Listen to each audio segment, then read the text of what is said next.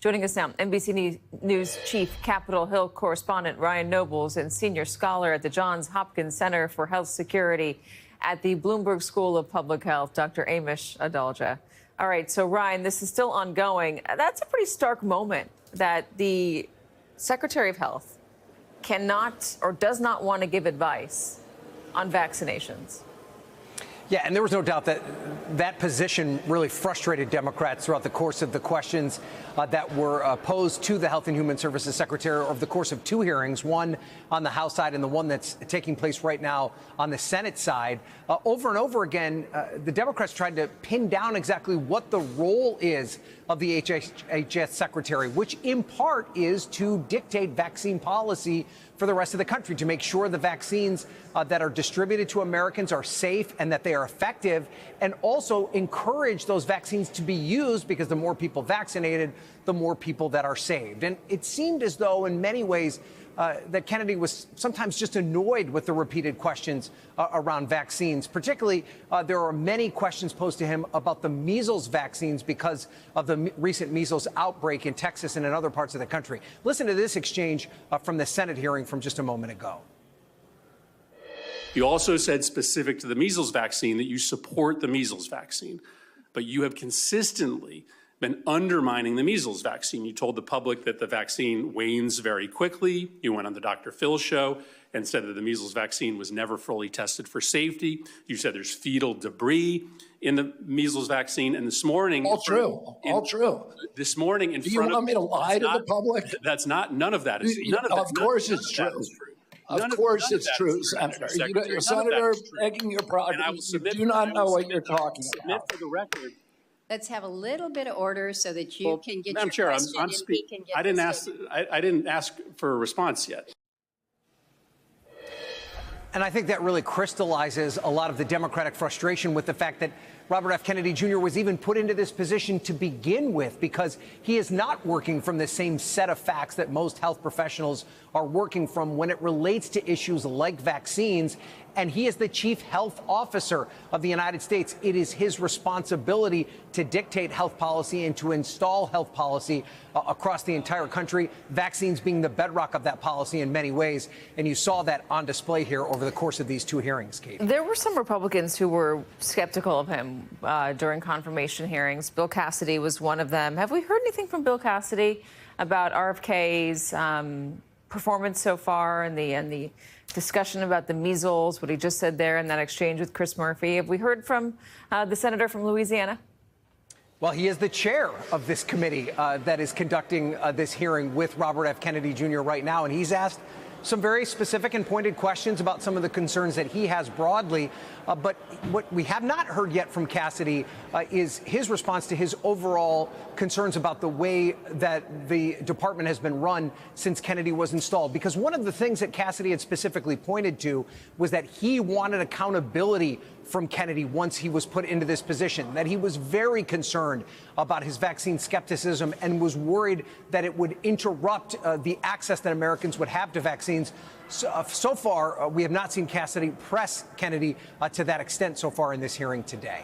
All right, so Dr. Adalja, just one fact check for you to begin with. You saw that exchange between Senator Murphy and RFK Jr. Murphy mentioning what RFK has said about the measles vaccine, that it doesn't last very long. You said the vaccine was never fully tested. He said RFK Jr. He said it's full of fetal debris in the vaccine. RFK said it was all true. Chris Murphy said none of it's true. You're the doctor. What is true? Senator Murphy is correct. None of that is true. And I think in general, if RFK Jr. is talking about vaccines, it's all mythology. It's all lies. I would just let it go in one ear and out the other ear. It's all arbitrary statements that have no connection to reality. Where is he getting this information that there's fetal debris in it, that it doesn't last very long? These are all talking points of the anti-vaccine movement, of which he is a product. This is all misinformation where people look at studies, they don't quite understand them, they draw the wrong conclusions from them. And yes, there are, in the MMR, for example, there is fetal cells used to make parts of that vaccine, particularly the rubella component of it. But this and fetal cells are used in lots of safety testing, but there's no fetal debris in it. And the measles vaccine does the opposite of actually wear off. It's one of our strongest and most viable vaccines in terms of protection over time.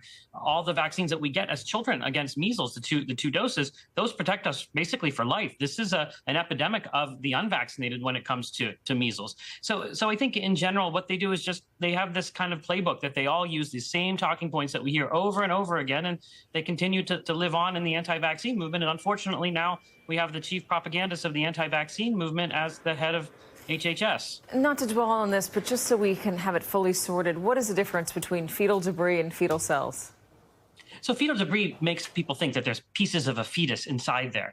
Fetal cells are cell lines that you might grow a vaccine in. So, for example, the Johnson & Johnson vaccine that we used against COVID, that was grown up in fetal cells, and then they take the protein out of that and turn it into a vaccine. So fetal cells are used in all parts of medicine for testing and sometimes to grow things in, but they're not actually part of the vaccine in the sense that he's trying to use that term, because what he's trying to do is make people think, oh, this is gross, this is a polluted product, this is something that we shouldn't want, and he's playing on on that fear, and it's completely inaccurate and a misrepresentation. Fetal cells are used to test Tylenol. Measles is a problem in this country, and it's growing into what could be a bigger problem. Polio is not a problem right now, but you just heard him right there say that he would not say whether he would get his kids vaccinated for polio. Could polio become an issue if HHS and the FDA and RFK don't take a stand against that vaccine? Yes, or we're seeing a stand slippage for in that vaccine, I mean.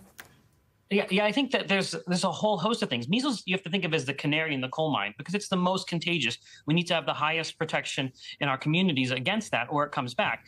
Polio is less contagious, but yes, if you start seeing slippage in vaccination rates, diseases like polio can come back. We're already seeing whooping cough increasing in higher rates. We can see lots of vaccine preventable diseases occur if people actually abandon the vaccine technology that's made our lives free from those diseases. And that's why I think of him as, the return of the primitive. This is the Dark Ages mentality that's against science and progress. And this is how societies recede when voices like RFK Jr.'s are given political power.